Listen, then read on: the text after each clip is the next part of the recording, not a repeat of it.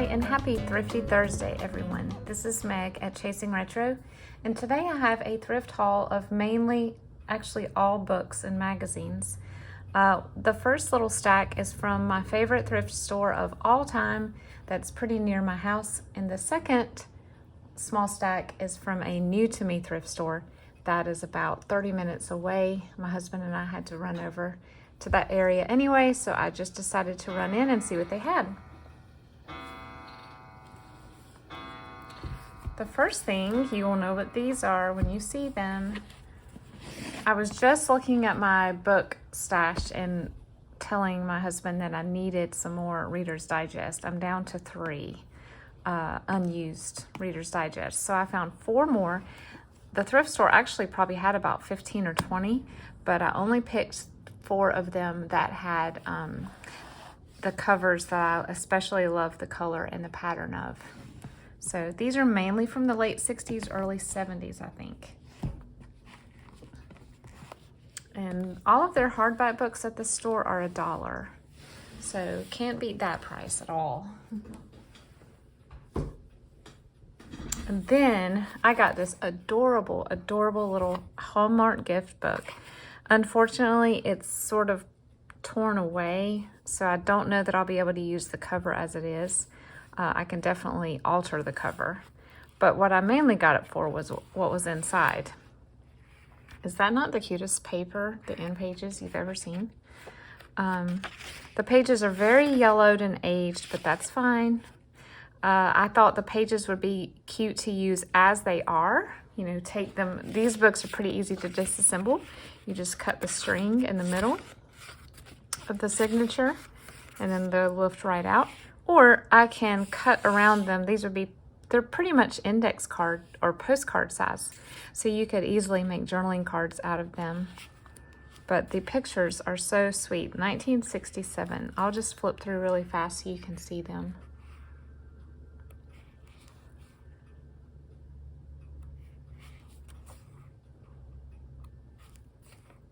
Look at that. Oh, he's rescuing a kitty. I'm going to put this in my strawberry journal for sure. Working on that this summer. Isn't that cute? I love the yellow. All the yellow in here.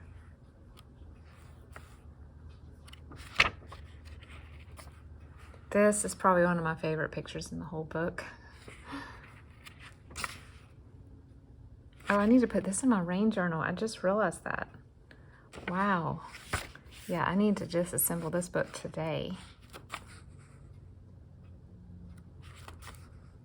Oh, visiting a sick friend. I could put this in my sunflower journal. Looks like most of these are already spoken for, huh? That's the way it goes when you get a really good book. The colors are so fun in that one.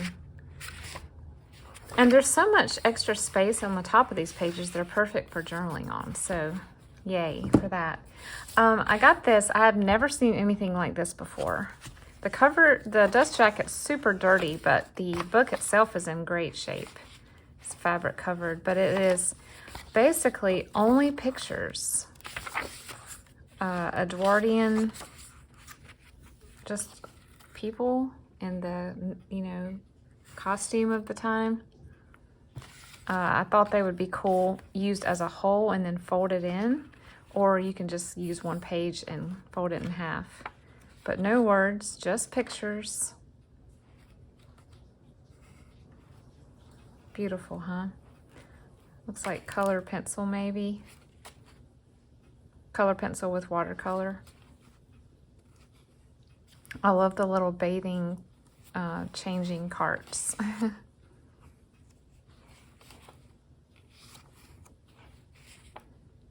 That is beautiful. I did not see that picture when I was in the store. That too.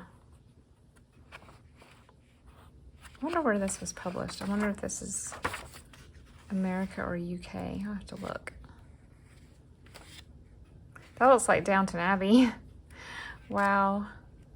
Fun stuff, huh? I mean, when you see an unusual book like this, how can you not get it? Even if you don't really know of a journal that you can use it for right away. It's just interesting.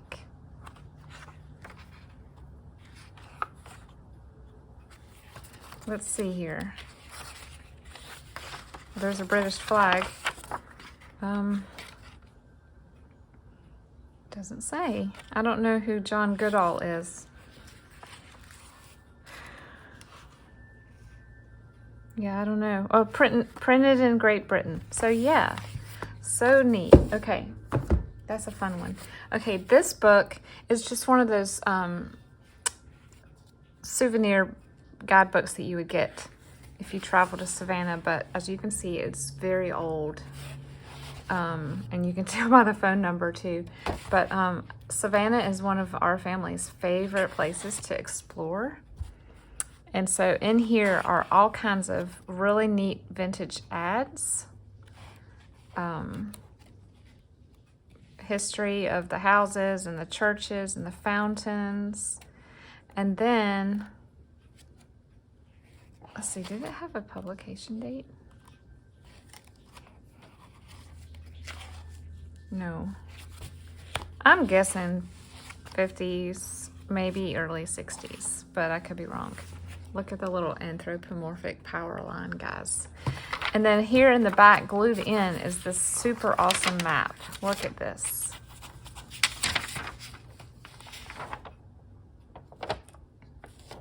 Isn't that fun? I mean, this is frame worthy, which I may have to do.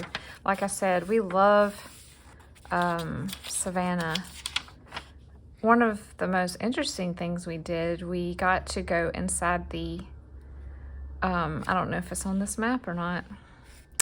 We got to go inside the house where Flannery O'Connor spent her childhood. That was super neat. The tour was incredibly interesting. All right, next is this book from 1934.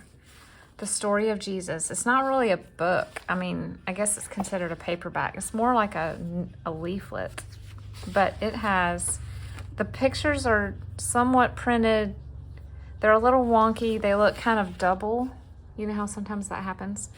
But, and the pages are very large, but I'm going to be creative and find a way to use this in my scripture journals that I make.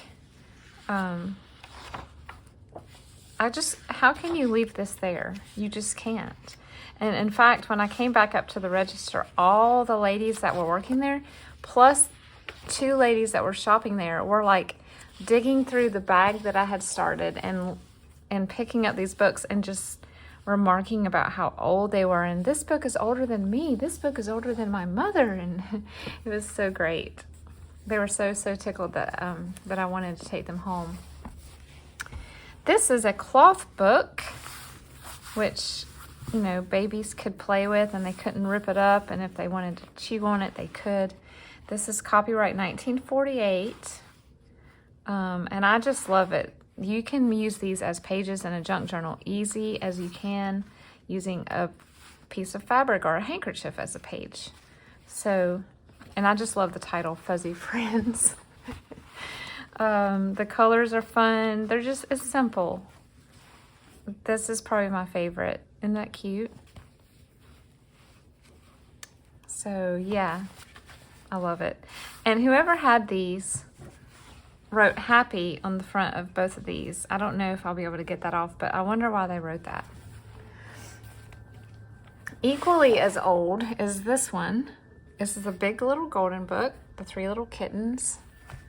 Let's see if there's a date on here. 1942. And then this was the 7th printing in 71. We have some pen mark here, but that's okay. I love this little open mouth crying kitty cat.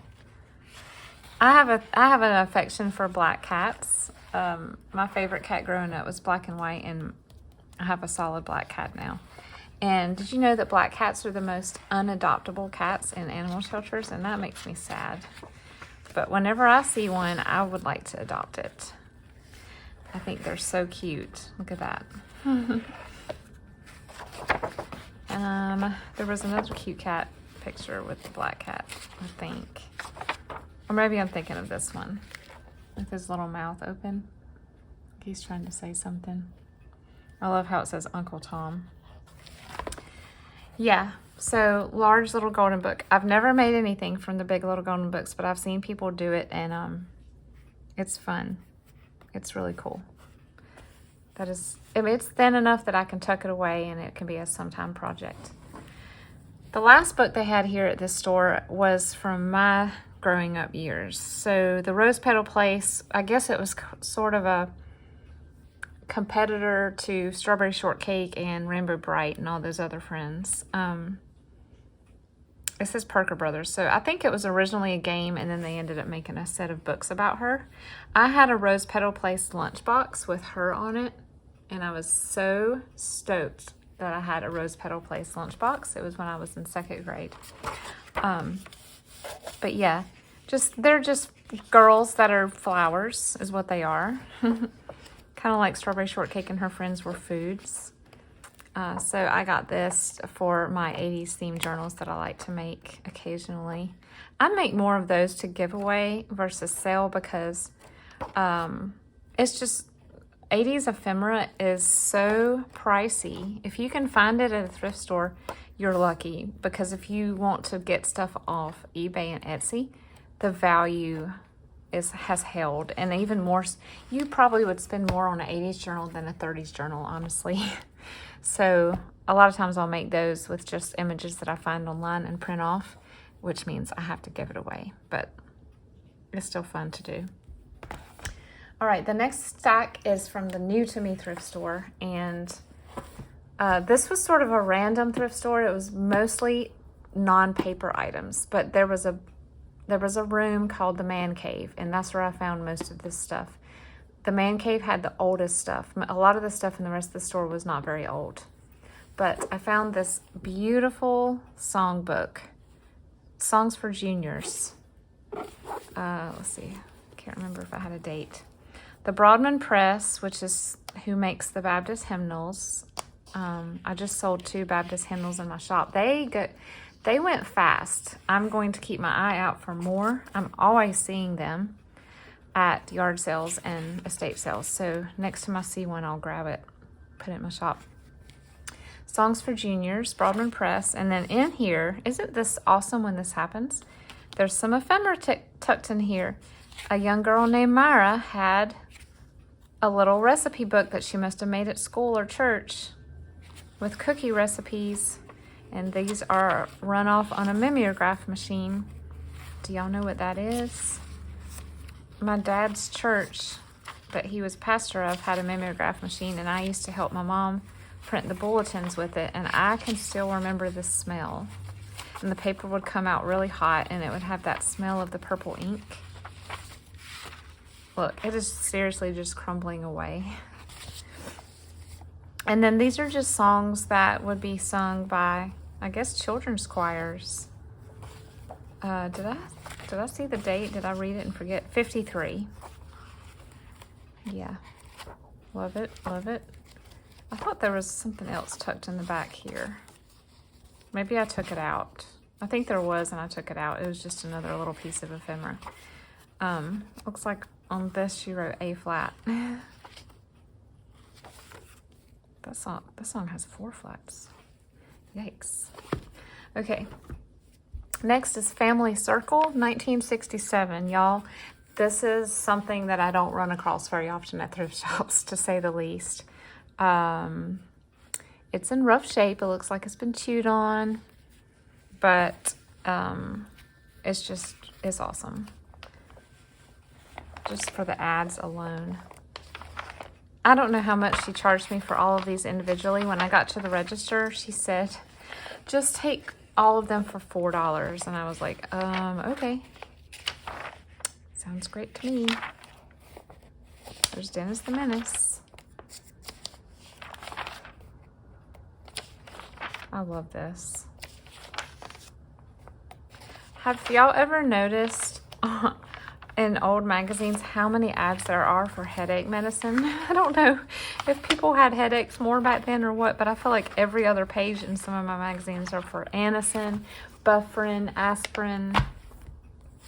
I don't think Anacin and Bufferin are around anymore. Okay, this is highlights, $19.99. They had a lot of highlights, but most of them were from the 2010s, which is when my kids grew up. They subscribed to it too, but I don't have any of theirs left. I donated all those years ago. But this one, I was in college when this one came out, but it was, you know, it looked the most like what I remember highlights looking like when I was little. I would give anything for my highlights that I had. My mom gave me some of hers from the 50s, so that's neat. The Timber Toes have been in here a long time. And then science, there's always a science article, crafting. It was my goal, I think I've said this before, it was my goal when I got a new highlights, especially in the summer, to try to make everything on the whole page before the next issue came out. I don't remember the Bear family. Our own pages where you could send in a poem or a drawing and get published. Matching riddles. These were fun when I was real little. I remember these. Headwork, I loved these. I used to call these out to my sister and quiz her. Little calendar. Where do they still have Goofus and Gallant? Here they are. Goofus was always the complainer and he did not obey his parents. I love it. Okay, look at this. Did y'all know, I did not, that Tupperware used to make flower pots? And I think, looks like there's a little window down here where you can see maybe the, you know, whether or not your plant needs watering. I don't know what that is. Oh, wow, look at that orange couch. So this is just a little magazine, evidently, put out by Tupperware, Tuppercraft, 1982. Maybe there was some Tuppercraft in E.T.'s family house. Elliot and his mom. She did like plants. I remember her watering her plants in that movie. Oh, look at that. Spider plants. Oh, there's the famous Tupperware picture. Yay, this was fun. Oh, that's a nice picture of strawberries. Look at that. So, yeah. Basically brand new. $20.